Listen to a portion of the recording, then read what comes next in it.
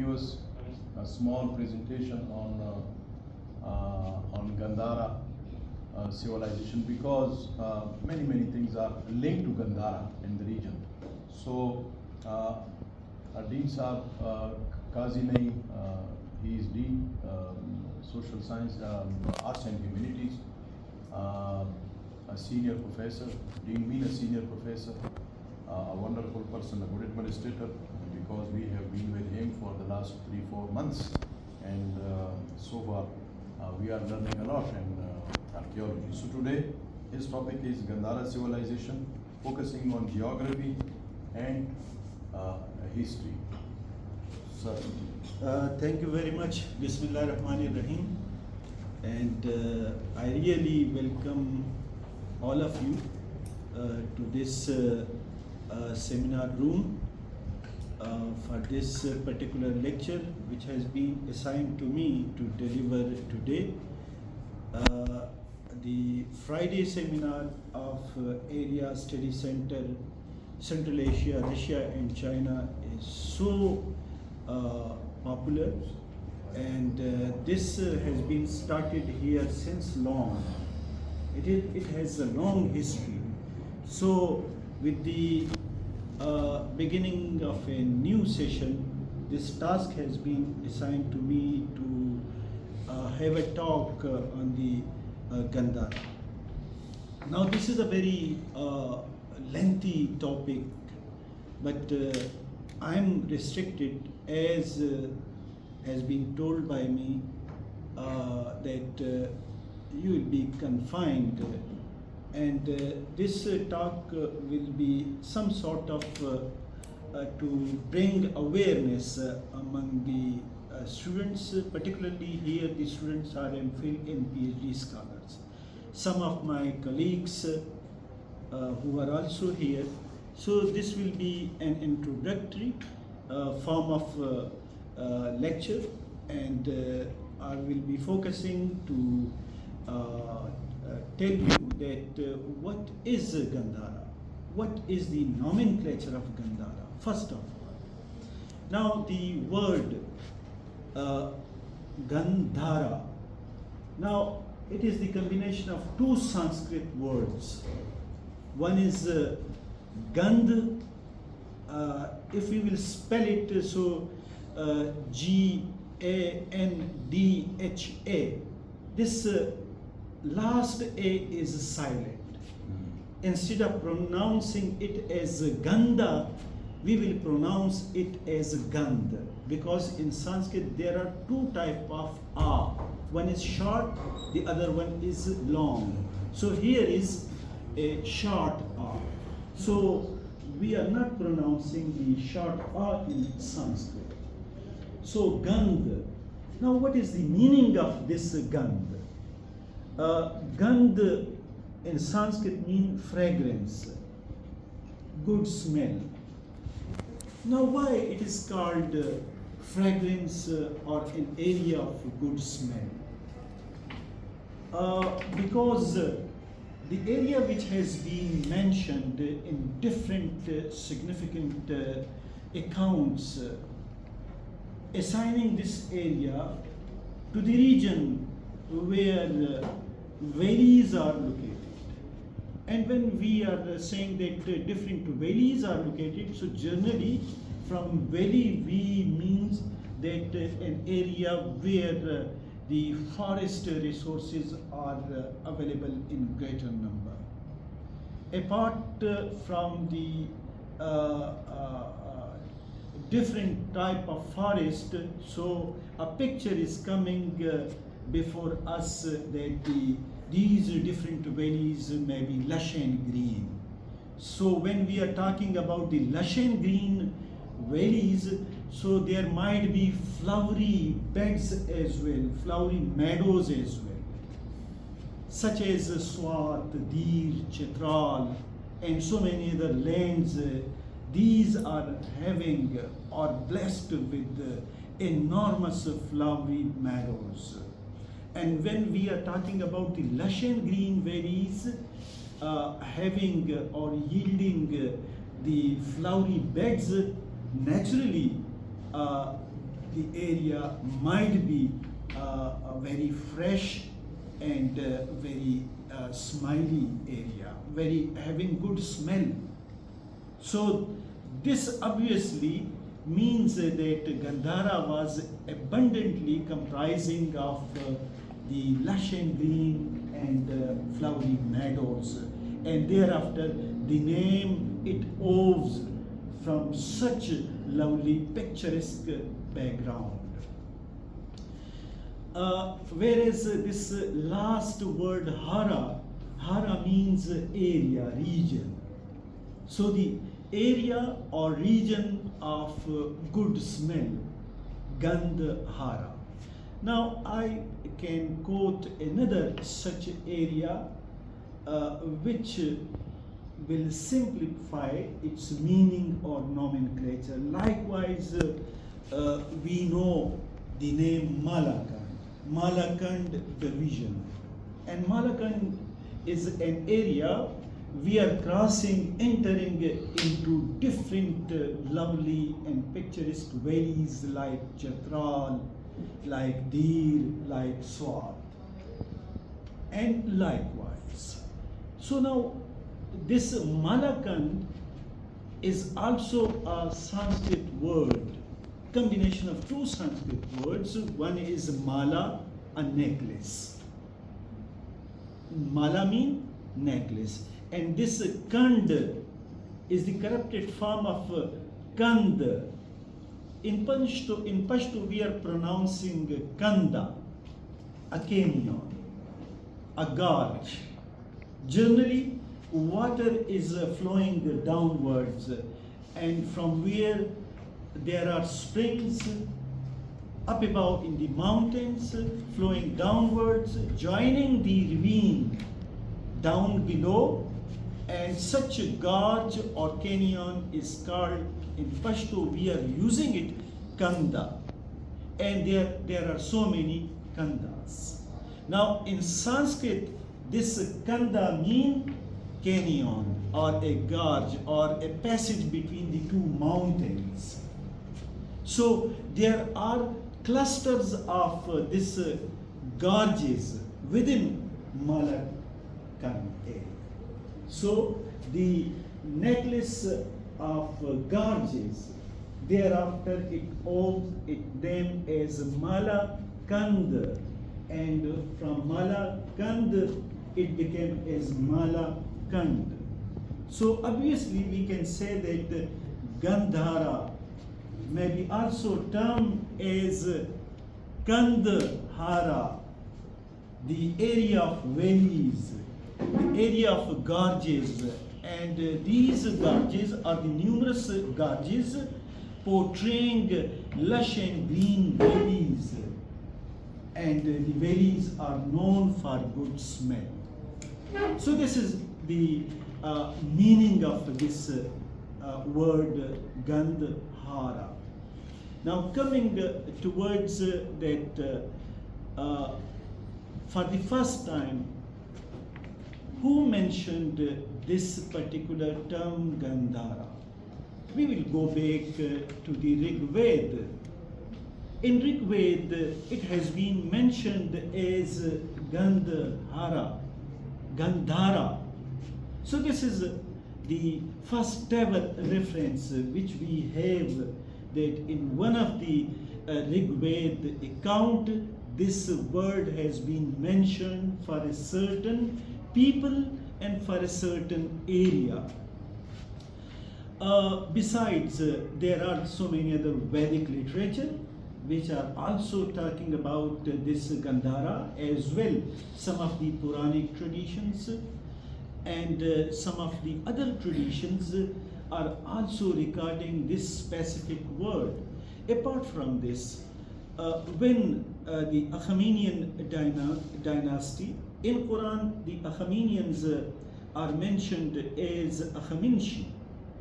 So when they invaded Gandhara and when they annexed it within the Persian Empire from 528 BC until 486 BC, particularly during the regime of Darius the first. Well, this name is properly can be pronounced as Dariush, but in English we are generally pronouncing it for the common people, such as Darius the first, who was ruling over. And one of the inscription reported, and that is one of the authentic record reported from Behestun, located in Persia, is mentioning Gandhara, the word Gandhara. That the people of Gandhara are very brave, very honest, very sincere, and their hospitality is well established. So way back to the 6th century BC, the word Gandhara in the Aramaic inscription. Now, to tell you that when the Aramaic inscription, the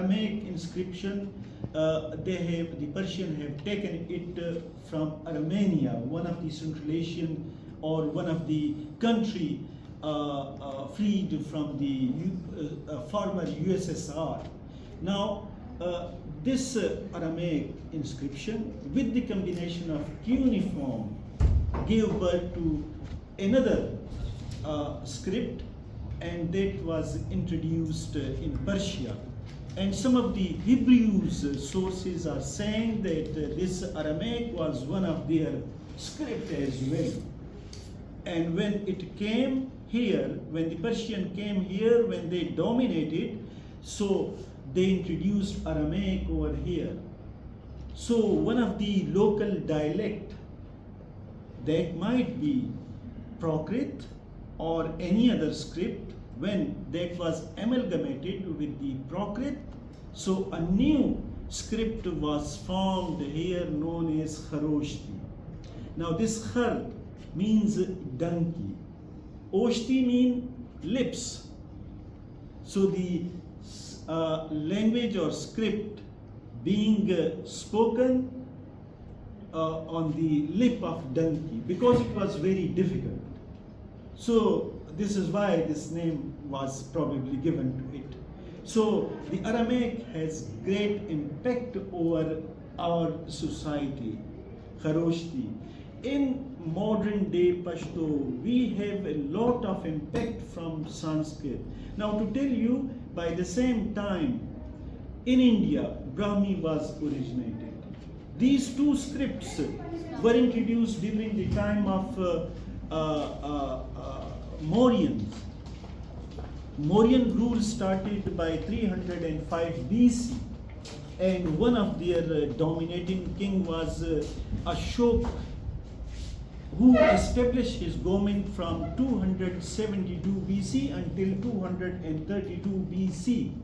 So during his domain, he erected some pillars called as Ashokan columns, which were inscribed with the Brahmi script propagating the Buddhism on the ancient roots.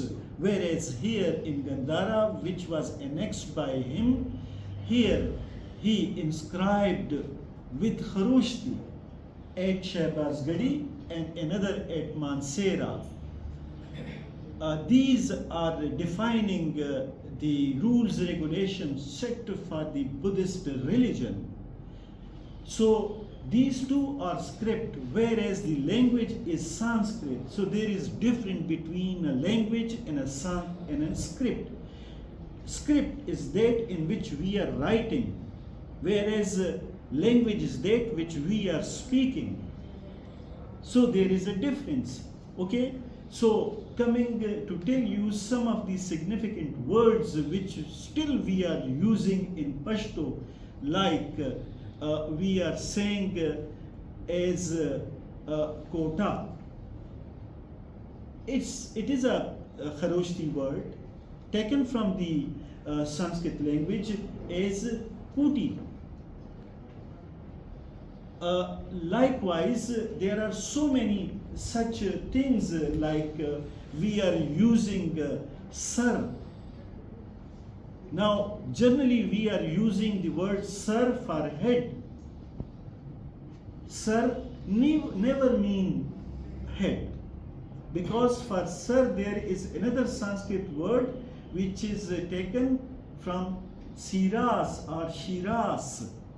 Now this siras corrupted into sir. The Indian Urdu speaker are using the term sir for head, but this sir means the water assemblage, like a lake, a water reservoir, such as Amritsar. Now why Amritsar name is given? Because there is a water lake created by the Sikh community. So they are using it for their ritual bath. As a ritual water, they are using it. So sar mean a water reservoir, like Shiv sar, like Babu sar. There are so many such names. So likewise sar Goda. Goda is a tribe. Sar, there was a water reservoir, the water reservoir of the Goda tribe. So likewise there are so many such words, like in Swat there is a place known as Kanjar Koti. Now this Kanjar word is the corrupted form of Kunjar.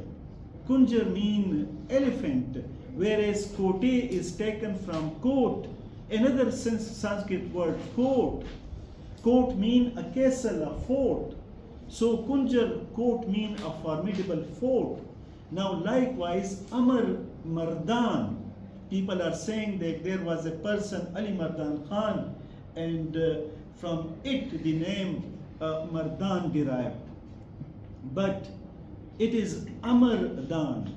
Amar mean eternal, Lafani, whereas Dan mean a gift. So what is the universal gift? The universal gift is the Taftbai University, the Jamalgadi University, the Sahri Balol University located there inside Mardan. So thereafter the name was given to it as Amardan, and from Amardan it was later on corrupted and became as Mardan. So I have a lot of such examples, but we have very confined time. So now coming to the geography of this Gandhara. Well, the areas of from Swat, Bonair, Dir, Chatral, this Bajawad, and Kohat is on its peripheries out from the Gandhara boundaries, but there is a great impact on its boundaries as well. And during the course of excavations, whatever discoveries have been made over the time, Taxila, which is across the Indus, is also part of this Gandhara. Whereas Mansehra, from where the rock edicts of Ashoka the Great have been discovered, example is there. From there the boundaries are beyond, because at Shinkyari, near Shinkyari, one of the important stupa has been discovered. Zarderi is a town or a place of very remarkable Gandharan sculptures, and a stupa, a worship place. That stupa is a burial mound where to enshrine the relics of Buddha, and they are going for sacred round to perform their worship duties. So beyond Zarderi were the frontiers of this Gandhara. So apart from Taxila, and another place is the Mankiala, which is in the suburb of Rawalpindi, might be the demarcation of its boundaries. Now, Peshawar and Charsadda, Mardan, Shergarh, Naushera, these were the hub, as well up to river Oxus, that is the Amu river in Afghanistan. So Kabul was one of the other hub of this Gandhara area. Now, as far as its ancient entries are concerned, from where the people from Kashmir were visiting this Gandhara for their pilgrimage, from where the people of this China who were Buddhist were visiting this area for their pilgrimage, or people from Central Asia, which particular route was very suitable and comfortable for them to visit this Gandhara, are some of the remarkable questions. Personally, when I was reading the geography of Gandhara, so I started to explore these territories. For me, one of the ancient route which was adopted by the Buddhist pilgrims, particularly from Central Asia, like the area of Vahan corridor. There is a gateway entering into Central Asia on one hand, on the other to China, and on the third side to Afghanistan. From there, through the Vahan corridor, Barogal Banda, you are coming to Karumbar Lake, and there is a Lashkar Gaz meadow. And when you are entering into Lashkar Gaz in Chetral, then there is a passage. Through hiking and trekking, you can easily enter into the Yasin Valley in Gilgit-Baltistan, and from Yasin Valley then you will be trekking alongside the river, and you will be entering into the Funder village area, and from there onward to Langar Valley. When you will reach to Langar Valley, this is one of the shortest possible trek which will take you to Langar. From there you can enter into Chatral on one hand, and if you want to go to Swat, a very important area of Gandhara, so you have to cross Hukush lakes, 7 in number. Baha Lake is first of this series. Through this you will be able to reach to Bashkoro Pass or Hukush Pass. Now here two treks on different direction are disseminating. One through the Falakser mountain, which is around 20,000 feet above the sea level from sea, is entering into Mahodand Valley, and thus you are entering into the present day Swat Valley, whereas another one on your right through Fairy Lake 1, the upper one, the Fairy Lake 2, you will be descending towards the Rama Lake, and you will be bisecting Astor, you will be entering into the present day Kashmir Valley. So this was the ancient trade, or through this you will be entering into Swat. So thus these were some of the significant routes. Another one from this Navagai Pass, which is located at Bajawar, was one of the significant trade, and apart from these there were so many other which were the corridors or doorways. Through these you were entering into the Gandhara Valley. So this was one of the brief account of the geography. Coming to the seat of governments, as I told you that when Achaemenian dynasty under Darius I invaded Gandhara, and when he conquered, so he established the first ever capital city of Gandhara at the present day Charsadda. and the ancient name of Charsadda is Pushkulavati. Now, what is the meaning of this Pushkulavati? Generally, scholars have defined it as the land where lotus flower was grown or cultivated in greater number, or some sort of a lush green valley. And sugarcane of the present day Charsadda was so historically famous and mentioned in the ancient time as well. So this was established as a capital city because from here routes were disseminating to the different direction, and this was a central point, and this was flourished and nourished by the different river, one from Swat, the other from Kabul, and these were flourishing the valley, so a very fertile valley. But very recently, one of my colleagues, Professor Dr. Naseem Khan, Sitara Imtiaz, an eminent scholar and my lovely friend, he discovered a manuscript, and that manuscript is holding key information regarding the Pushkulavati, the first capital city of 6th century of the Christian era.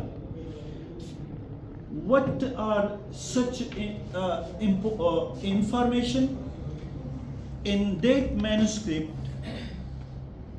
it has been mentioned the name of Pushkula Sara Devi,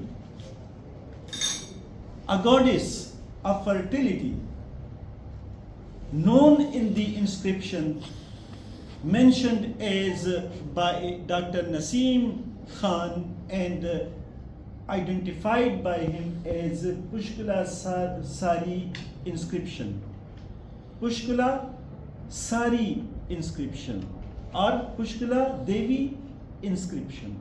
But the term he used, Pushkula Sari inscription. And there are so many information. It means that the name Pushkulavati has been taken from Pushkula Sara Devi, Pushkula word, which means a lush and green valley, since she was the goddess of fertility, and the earthen fertility is the cultivation of different crops. So thereafter, this particular name has been given to the entire valley, such as lush and green, flowery. So Pushkulavati, the area of lush and green. So this was the first seat of government, and from Achaemenian until the arrival of the great Kushans, this remained as a capital city for about 700 years. It was the different dynasties which they followed after the decline of Achaemenian. The Greeks occupied the area. Now, what is the story of the Greeks coming to this? The Aegean and Curtius, the two notable historians who came to this part of the world alongside Alexander the Great, they compiled the history. The area which was invaded, mentioned by these two notable historians in the Greek script, and all these sources have been translated. And from time to time, people have conducted enormous research on these compilation, and telling us the exact route adopted and the different tribes with whom he meted, and the different areas which he annexed or conquered, all such accounts have been recorded. Now the different tribes with whom he met are specifically mentioned. Now coming that why he entered, what was his interest? Because he was from Macedonia. Macedonia is located on the back of present-day Greece. So once this Achaemenian dynasty was formed by Cyrus the Great, the founder of the Achaemenian dynasty in 558 BC. And slowly and gradually, he made several expeditions in which he conquered Greece, the Roman territories, this Macedonia, the present-day Turkey, Cyprus, and some of the other territories. He established 24 satrapies. Satrapy means a province. He established 24 provinces within his empire. Armenia, nowadays a country, was one of his provinces. This present day Afghanistan was one of his provinces. Egypt was one of his provinces. Greece was one of his provinces. Rome was one of his provinces. This Syria, Palestine, Iraq, Mesopotamia were his provinces. This Gandhara was one of his provinces. So just think about that how vast empire was established by him. And this empire was given further strength, and it was further spreaded by his successors.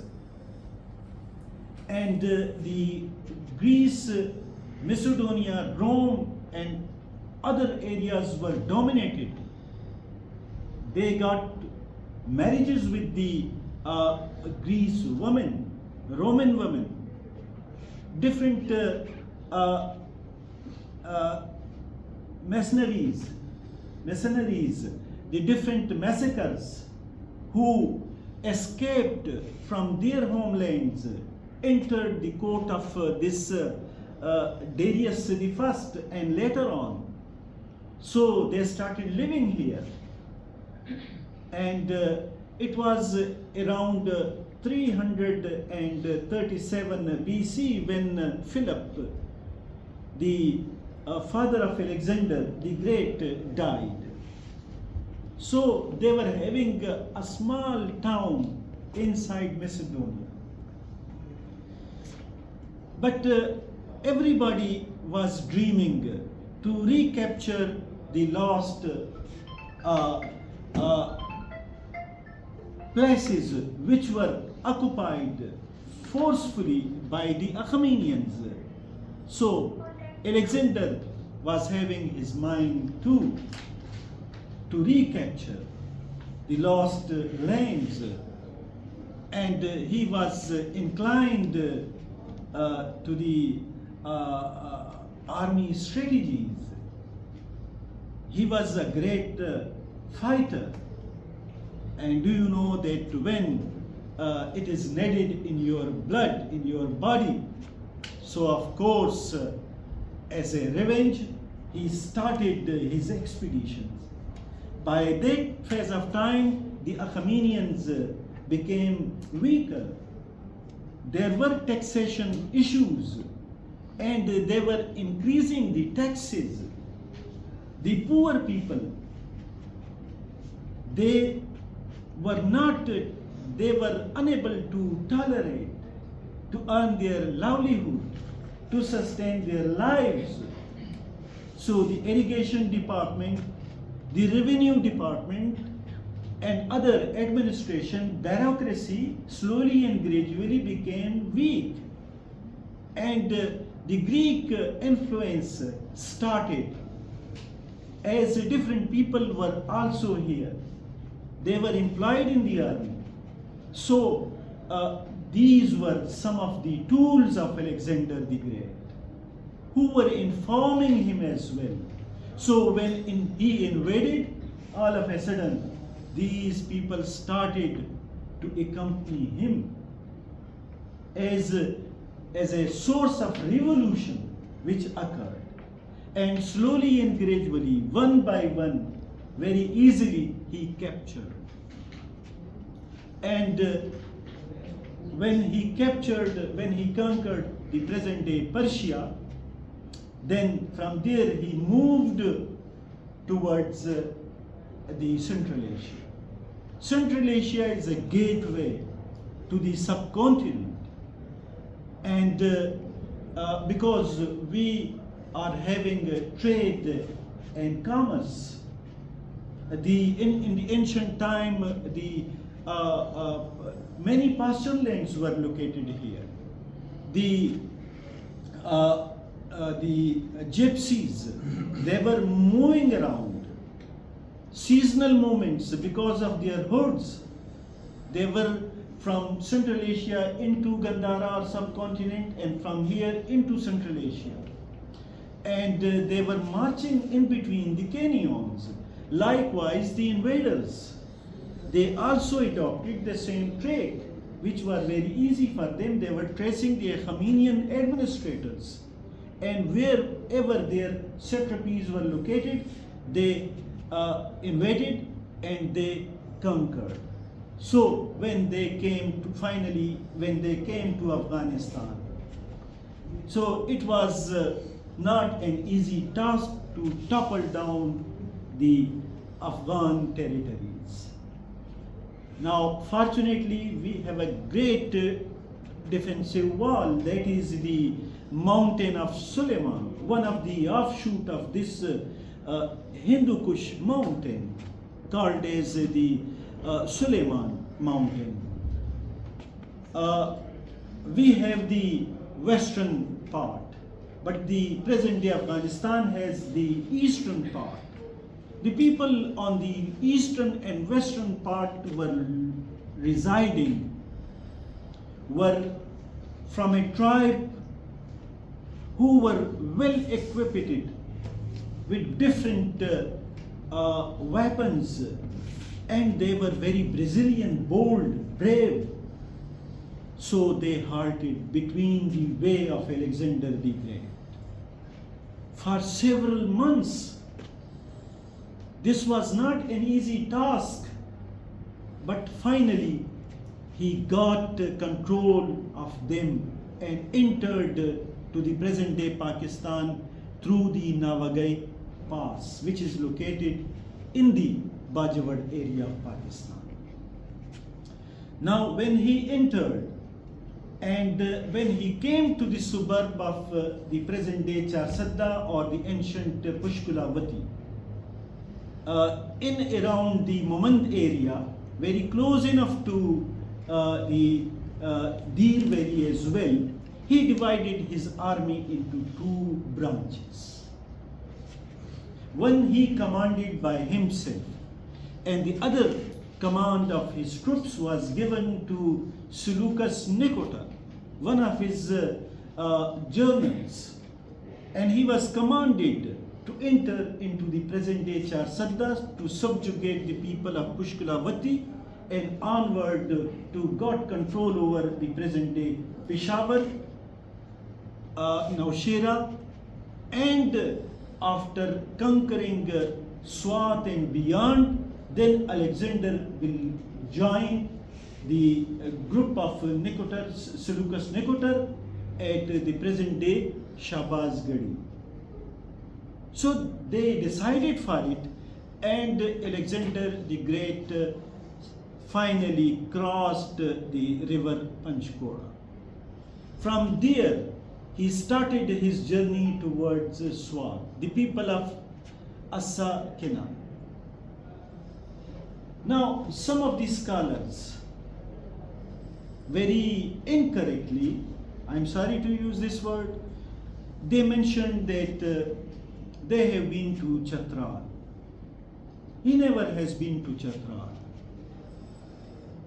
His troop might be who remained, or some of his troops, or some of the troops commissioned within Afghanistan, within the Greek army, they might have been for the Kafiristan area, presently known as Nuristan. They might have entered from there, but there is no record to agreed upon. So he never has been to Chhatral on that track. It is also mentioned that the valley of Talash may be termed as Masaga. He never has been to this Masaga. Masaga is never located at Chhatral. Sorry. People have tried their level best to identify, but we don't have any archaeological evidence. As far as the document compiled by the Aryan and Curtius, as well the excavations conducted by the Italian Archaeological Mission to Pakistan, that may be identified on the basis of evidences with the present day Aligrama close to Kanju area of Swat, across the river Swat. Now coming to this, Alexander the Great has been on the side of this Chakdara. From here he has been to the present day Ramoda, and this track is going straight to Kanju area. But at Ramoda he crossed river Swat, which is close enough. There is presently a bridge is there, and people are crossing. Now from here he entered into the present day Bariko, and one of the administrator of Achaemenian was posted there. In his account, the account established by his historians, they mentioned that Bazira. Now in our local language we don't have za. In Kharoshti, in Brahmi, as well in this Sanskrit language, we don't have kha, we don't have za, we don't have fa. We are having cha for za, we are having pa for fa, we are having kha for kha, and of course in our mother tongue we are using pa for fa. Most of our friends they are trying to give puff to pa as well, and pronouncing Peshawar as Peshawar. And sometimes fruit, we are calling it fruit. But some of my colleagues, when they are trying to pronounce this firni as firni. So this is our pronunciation problem, because we inherited it. Even the Indians, they cannot pronounce Khan. They cannot Jindagi. And even the people from Delhi, they are also having the same problem. Now we don't have this kaf with two dots. We have kaf, ka. So most of our colleagues in Punjab, they are pronouncing it as kasam, not qasam. So these problems we are having. So he conquered Bazira, the state of Bazira, present day Barikot. But this may be termed as Bajira by the local people. They might have Bajira, but there is another term which is a changeable, ba with va. You might have listened the name of Vajpayee, Manoj Vajpayee, one of the prime ministers of India. Instead of Vajpayee, people are calling him Vajpayee as well. So this ba is replaceable with va, like Uru Vilva, like Uru Bilva, the ancient towns in India. So this might be Vajira or Vajiristan or Vajira, and from there it was corrupted into Vajira, and since they were having za in the Greek alphabet, so Bazira it became. So this was conquered. This was the first ever conquer of the Alexander the Great and his troops. Now, next station or state was the Ora, state of Ora. Udi Gram. Gram in Sanskrit is a Sanskrit word which means a village, a town. Udi, the people, Udi. Udi is name of the local tribe, the ancient people of Swat. The town of the Udis, they mention it as Ora. So this was the next place which they were going to conquer, but he stopped his further conquering here. One of his group he retained at Bazira. He commissioned further people in his army from the local community, and once again they crossed the Swat river at Ramoda. Boat bridge was established by them. And instead of attacking on Ora, this was, look at the strategies and planning of Alexander the King. Why he has become great? Because of his strategies and the knowledge bestowed with such qualities. He crossed the river Swat at Ramoda and he besieged the Masaga, the identified place of Masaga by the Italian Archaeological Mission. And Professor Ahmad Hassan Dani and many others are also now proclaiming that this was Masaga. He conquered Masaga there. Now what he has done?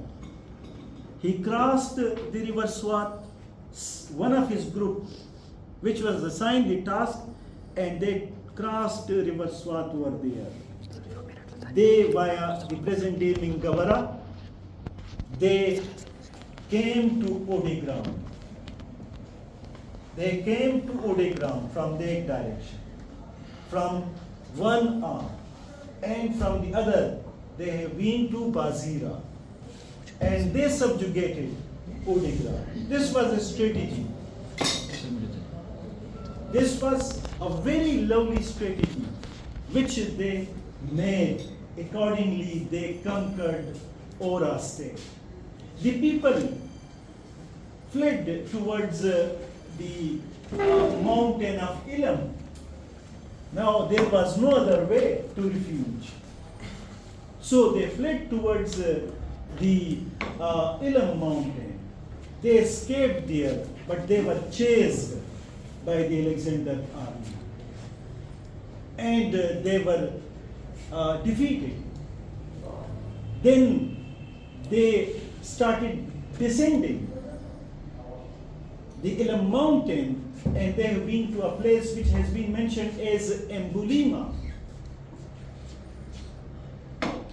Ambela Pass. There is Ambela Pass.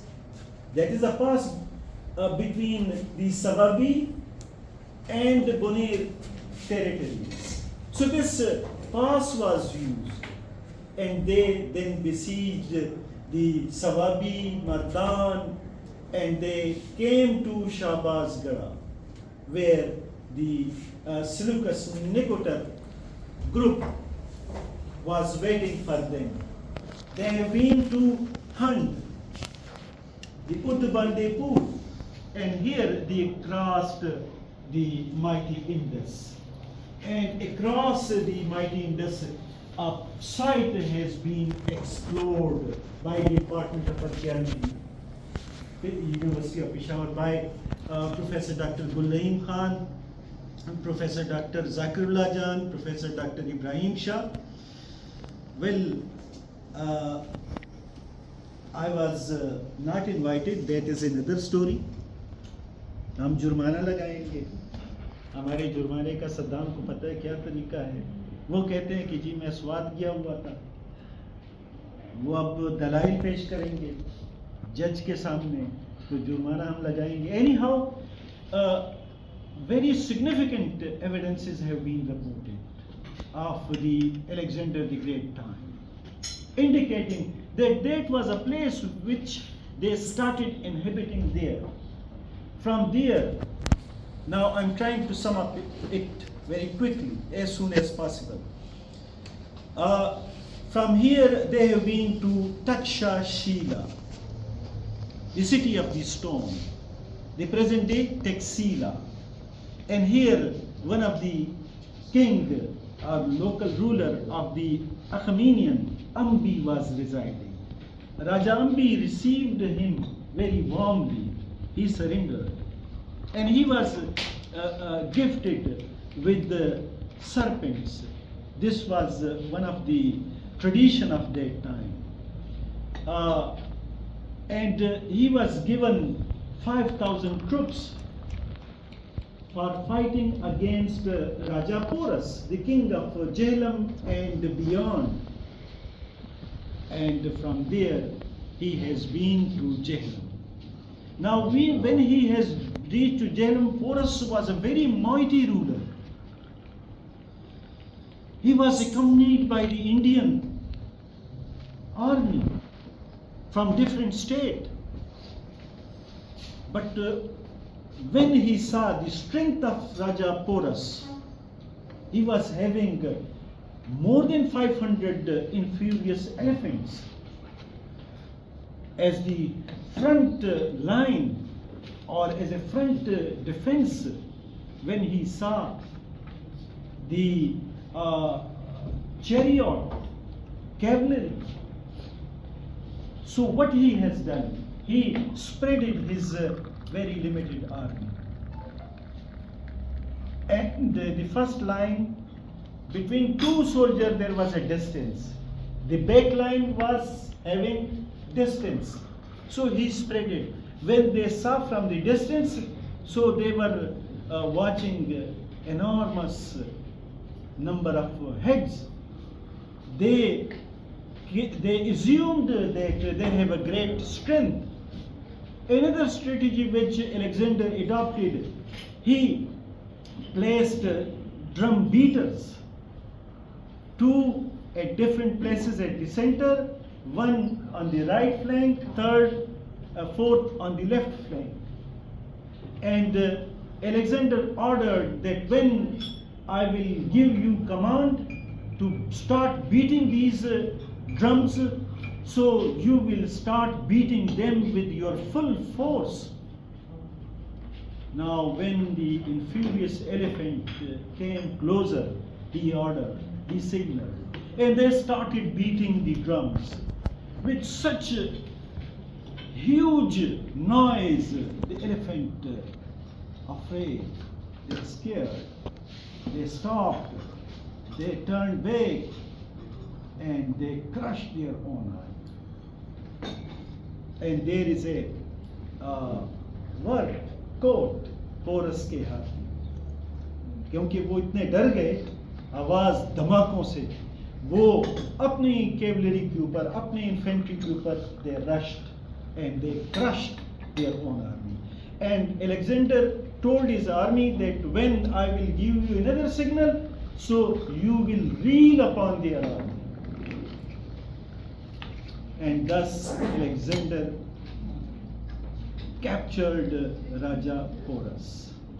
And when he asked that, now what I should do with you, he replied that what a king is behaving with another king. He was freed and was appointed as governor. And from there, then he has been to the present day Tatta, and he sent his Admiral Nearchus to Barbaricon, the present day Bambor. He constructed dockyard over there. So one of his group through Indus entered into the ocean, has been to the Persian Gulf, and another via Rambaka, Makran entered into Persia in 323 BC. He entered through Navagai Pass in 327 BC. Now later on, his troops started different battles with them, but the Seleucus Nicotar group, they controlled over Afghanistan, particularly at Bactria, and Bactria became one of their stations, the seat of government, and they are known as the Bactrian Greeks. Particularly under Didotus I in 245 BC, they encroached upon the present-day Gandhara. But under Demetrius I, they got control over Gandhara around 190 BC. Yes, I need another 5 minutes. So in 190 BC, Demetrius got control over Gandhara. To sum up this particular topic very quickly, it was in around 83 or 84 BC when Azilisses got control over Gandhara, the Scythian ruler from Shaka community, and the Scythian came from the present day country where is now a conflict between Russia and Ukraine. There is a place of these Scythians, a martial race. Now the Scythian retained the seat of government of Pushkaravati from 83 BC until 25 BC.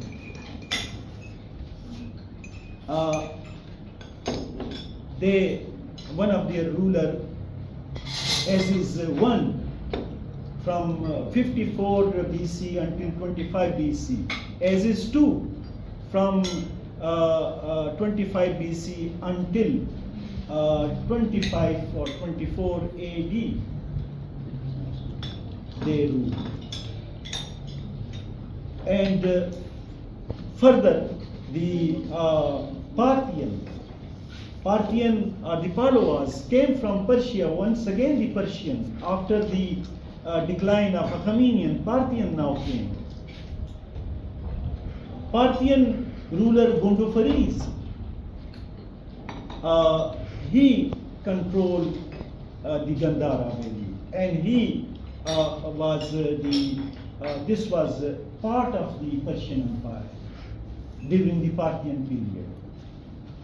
Now, in Persia, what happened? The Sasanians in 225 BC, of the Christian era, Ardashir I conquered the seat of government, and he defeated Artabanus V, one of the last rulers of Parthians, and they were dethroned. But here, the Parthians were replaced by the Kushans. Now, I need another 5 minutes to finish this particular topic. I'm close enough to the concluding remarks. Now, to tell you that who were Kushans. In China, in the Greater China, there were different battles between the Yuchis and Hyungnu, which we are calling generally as White Huns, in the 2nd century BC. The Hyungnu defeated the Yuchis. They were dethroned. So they were ousted from their homeland. One of their group, they ran away to escape towards the Tibet. Another migrated towards Central Asia. Now, the people, the Yuchis who migrated into Central Asia, their chieftain was a Qiushang. Now, the Qiushang, who was the chieftain of this Yuchi tribe, this was later on ruled by his successors. And thereafter, this Yuchi branch became known as, from Qiushang, as Qiushang. They entered into the present-day Gandhara when the Parthian became weak after the demise of Gundofaris. And it was round about between 50 ACE and 60 ACE when the early Kushan under Kujula Katphises invaded and captured Gandhara. He also remained Pushkalavati, his capital city. Now, then on the basis of Rabatak inscription, the name of 4 early kings of Kushan are being mentioned, such as Kujula Katphises. He was then followed by the Vima Katphises and then by Vima Taktu. And Vima Taktu was then replaced by Kanishka the first. It was probably around 117 ACE or 119 ACE, and he ruled until 145 or 46 AC. Now this was the time he shifted the capital city from Pushkalavati to the present day Peshawar, and it was named by then as Parshapura or Purushapura, the lush and green valley. He named it as well, which is mentioned in one of the inscriptions reported from the Shaji Ki Deri, the stupa once located in the area of Shadan, Peshawar, now dismantled, looted by the people. There is a graveyard. People have occupied, they constructed their houses, but great number of sculptures from Shaji Ki Deri are lying in Peshawar Museum as well in the British Museum. One of the reliquary, the Kanishka relic casket, mentioning the name of King Kanishka and name of the city as Kanishka Pura. Now this word Pur, Lailpur, or any other place with which the name Pur is located, Pur means city. It is a Sanskrit word. Kanishkpur. Now this became the second capital city. Now what happened? It was in 231 of the Christian era when Shapur the first, once again, he invaded Gandhara. He invaded Afghanistan, and by then the name Afghana, not Afghana, because unfortunately in Aramaic, in Kharoshti, in Brahmi, we were unable to pronounce Gha. There was Gha, and we were not having Fa. So Afghana, and later on the word Afghana became or is the corrupted form of that Afghana. In the 3rd century of the Christian era, this name was specifically mentioned. So once again, now this area was captured. So from early Kushan to the rule of Great Kushan, which was the golden age of this Gandhara, ended, and Sasanian, Kushano-Sasanian phase of government started. Peshawar still remained as a capital city. This goes on. In 341 of the Christian era, another group of the Sasanian came and they defeated the Kushano-Sasanian. Now during this phase of time, the Kushano-Sasanian, why we are calling them as Kushano-Sasanian? Because the Kushana kings were vassal kings. So thereafter, there was a lot of influence of the Sasanians. And later on, they were trying to free them. Once again, they were subjugated. It was in 341 of the Christian era. And their influences were here for 16 years. Now, the Kushana declines yet another clan. Previously, they were connected with the Kushans, but because of the Dr. Nasim Khan's research and Dr. Gulrahim Khan's research and some other, now a new clan, Kedarites, one of their ruler named Kedara. In 357, he occupied the throne, and Kanishkapur remained as a capital city. It was in 458 AC when White Huns, in English Ephthalite is one of their other name, Hayatila in Arab, Himnu, they invaded under Mahira Kula. And